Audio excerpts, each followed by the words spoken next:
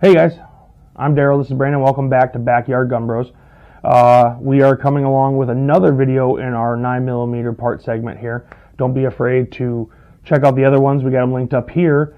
Also, while I'm thinking of that, don't be afraid to subscribe, hit the notification bell, and check out our shop too. We are selling some pretty cool hats, t-shirts, things like that. So feel free to take a look at that. Brandon, today we are talking about the infamous High Point C9 9mm semi-automatic pistol. I would say probably one of the most infamous pistols on the internet, out in just the universe. This is a pistol I bought when we were at a local gun shop. You were picking up a transfer, if I remember correctly, and the owner had this sitting in the case. I think he had a $100 price tag on it, and I offered him something of $70 or $75 cash and walked out of the store with it, just for the simple aspect that you hear about them, and I almost just kind of had to have it to know for myself what it is like to own a High Point C9. Let's start with some positives. You can do about any type of round through this thing and it will shoot. It's fairly durable. It handles pretty well. It's heavy, so the recoil isn't anything too crazy, but 9mm also don't recoil that hard.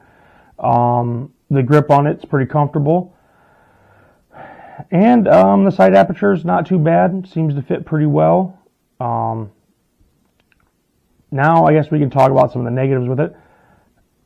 That heavy is kind of two different things. It is like legitimately shooting a brick with a handle. It is ridiculously heavy. It can jam every now and then, or have an ejection feed issue. But this is probably one of the most affordable guns out on the market. If you're looking for something to get you into firearms, this is definitely one of them. It is not exactly the most comfy to carry. It would be something that's kind of lugging on your pant leg or something like that.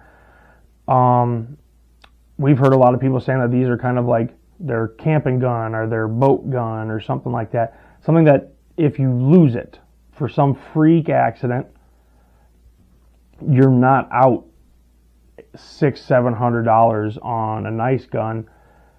But yeah, I mean, it kind of gets a hard rap because of what it is, but it's surprisingly a fairly reliable firearm. It does seem to hold up. It does seem to shoot 9 times out of 10 when you want it to. It hits the target fairly well, but it's definitely not winning any aesthetic appeal at all. For the simple fact that it looks like a brick, it feels like a brick.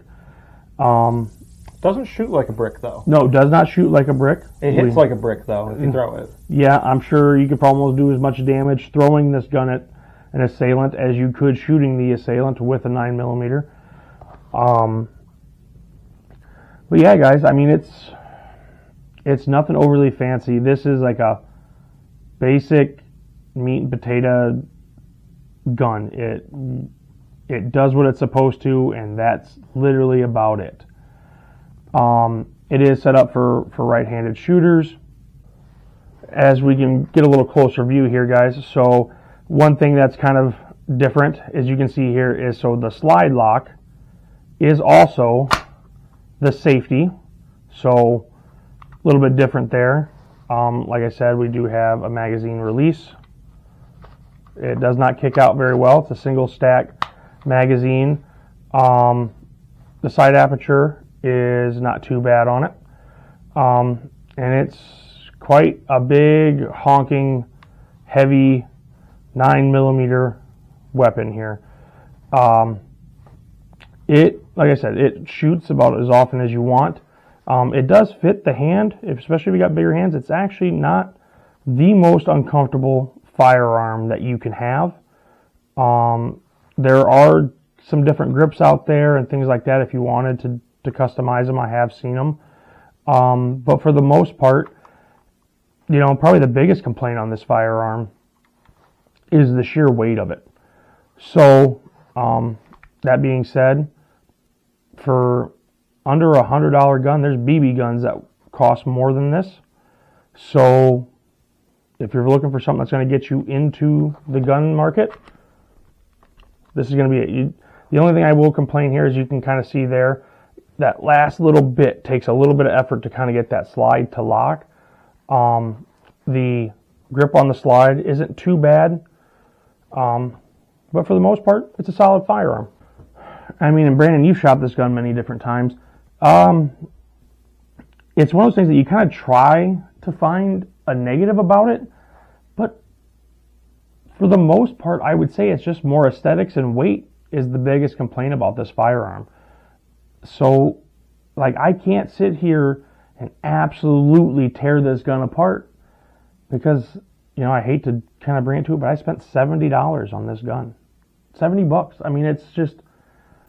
What are you going to buy with $70 if you were to buy something else? You really can't. You could buy maybe a couple boxes of ammo. That'd be about it. You've probably spent more on ammo for this gun in the short time than the actual gun itself. I would 100% agree on that. So, I mean, if you guys have different experiences with C9s and you've had real rough issues or something like that, please let us know down in the comments, because as much as I would like to just painstakingly say, oh, don't buy this gun, I mean, I'm not saying it's the gun you need to have, but if, you don't have a lot of extra cash in the pocket, but you'd like to have something at home, this is a strong possibility to be able to at least fill that void, and you can feel protected at home or something like that because you have it on you. So yeah, let us know down in the comment section what you guys think, and be sure to check us out for any more 9mm that we're going to be reviewing, and we'll see you guys later.